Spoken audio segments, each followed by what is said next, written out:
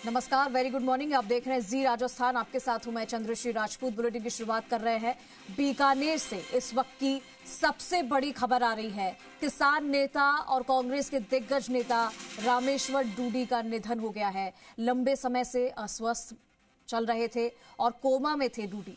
मध्यरात्रि को ही अंतिम सांस ली है। 62 वर्ष की आयु में उनका निधन हो गया है। NSUI से की थी उन्होंने राजनीति की शुरुआत। प्रधान, 2 बार जिला प्रमुख, सांसद, विधायक और नेता प्रतिपक्ष रहे। प्रदेश के किसानों की आवाज रहे। डूडी के निधन से बड़ा शोक, धक्का भी लगा है सभी को, क्योंकि कांग्रेस सहित बीकानेर में शोक की लहर है। वरिष्ठ कांग्रेसी और पूर्व नेता प्रतिपक्ष रामेश्वर डूडी का शुक्रवार देर रात तकरीबन 1 बजे निधन हो गया। अगस्त 2023 में ब्रेन हैमरेज होने के बाद से वो कोमा में चल रहे थे। उन्हें पहले जयपुर लाया गया, जहां से बेहतर इलाज के लिए दिल्ली ले जाया गया। उसके कुछ दिन, आपको बता दें कि कुछ दिन पहले ही डूडी को दिल्ली से बीकानेर लाया गया था। तब से उनकी हालत स्थिर थी, लेकिन 62 वर्ष की उम्र में रामेश्वर डूडी ने शुक्रवार देर रात घर पर ही अंतिम सांस ली। रामेश्वर डूडी मूलतः नोखा के रायसर गांव के रहने वाले थे। वर्तमान में उनकी पत्नी सुशीला डूडी नोखा से विधायक हैं। पश्चिमी राजस्थान के किसानों की बुलंद आवाज रहे डूडी। राजनीति जीवन में पंचायत समिति प्रधान, जिला प्रमुख, विधायक और सांसद के साथ विधानसभा में नेता प्रतिपक्ष भी रहे। भतीजे अतुल डूडी ने बताया कि अंत्येष्टि बीकानेर में शनिवार दोपहर बाद 1 बजे जाट बगीची में होगी। तो ये बहुत ही बड़ी खबर सामने आई है बीकानेर से, और बड़ी दुख की खबर आई है कि वरिष्ठ कांग्रेसी और पूर्व नेता प्रतिपक्ष रामेश्वर डूडी का शुक्रवार देर रात तकरीबन 1 बजे निधन हो गया। विष्णु हमारे सहयोगी हमारे साथ जुड़ चुके हैं।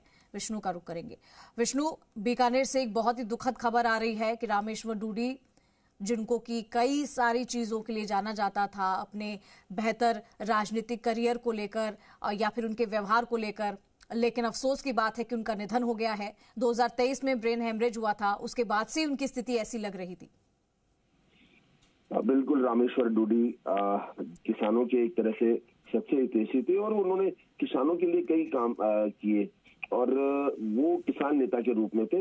हालांकि कांग्रेस के राजनेता तो थे ही थे, लेकिन किसानों के नेता भी माने जाते थे और उनकी इस वजह से ही विधानसभा में नेता प्रतिपक्ष बनाया गया था, जब बड़े बड़े कांग्रेस नेता थे उनको दरकिनार करते हुए रामेश्वर डूडी को। और वो किसानों की जो बात है वो लगातार विधानसभा में उठाते रहे हैं। जब ब्रेन हेमरेज हुआ, उसके बाद वो अस्वस्थ हुए।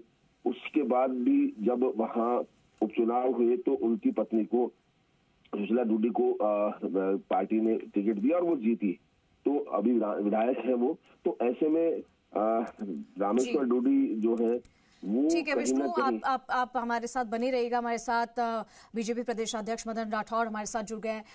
सर, बहुत ही दुख की खबर आई है कि रामेश्वर डूडी, जिनका निधन हो गया है, हालांकि वो लंबे समय से बीमार चल रहे थे, कोमा में थे। वास्तव में बहुत दुख की बात है। रामेश्वर जी एक अच्छे नेता थे, समाज सेवी भी थे, राजनीति में भी वो बहुत सक्रिय रहे। हमारे साथ में राजस्थान विधानसभा में विधायक भी रहे, राजस्थान विधानसभा में, और नेता प्रतिपक्ष भी रहे। बहुत संवेदनशील नेता थे, जनप्रिय थे। अभी कुछ दिन पहले ही मैं बीकानेर गया था जी। तो मुझे जो ही जानकारी मिली कि उनका स्वास्थ्य ठीक नहीं है और वो बेड पर है, तो फिर मैं घर गया उनके और जाकर के और उनकी कुशल क्षेम पूछी। ईश्वर से प्रार्थना भी की कि वो चिरायु हों।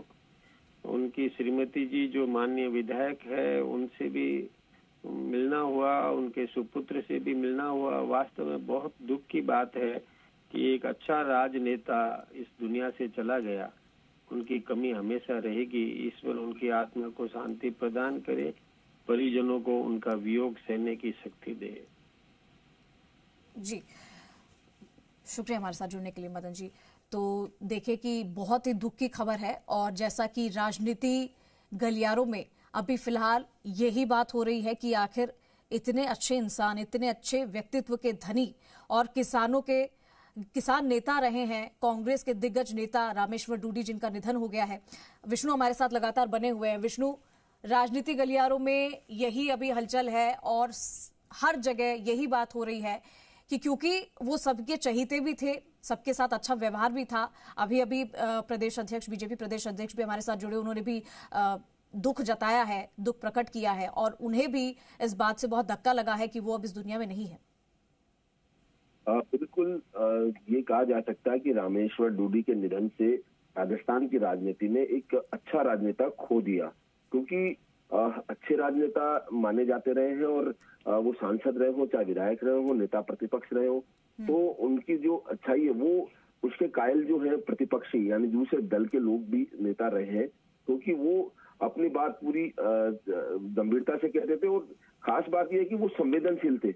हर बात वो संवेदनशीलता के साथ रखते थे और किसानों के जो मुद्दे हैं वो पुरजोर तरीके से उठाते रहे, क्योंकि रामेश्वर डूडी है वो जैसा बताया कि किसान परिवार से भी थे और संघर्ष के साथ आगे बढ़े और उसके बाद वो लगातार यहाँ रहे, विधायक, सांसद, प्रधान रहे। अब उनकी पत्नी भी विधायक है वर्तमान में, जैसा भी बीजेपी प्रदेश अध्यक्ष ने बताया, और एक अच्छा नेता थे। हालांकि जो किसान नेता के रूप में तो जाने जाते थे, लेकिन लगातार जो अस्वस्थ चल रहे थे दिनों तक, तो नोखा से जो चुनाव लड़े थे और उनकी जो पत्नी है सुशीला रामेश्वर डूडी, वो अभी विधायक थी।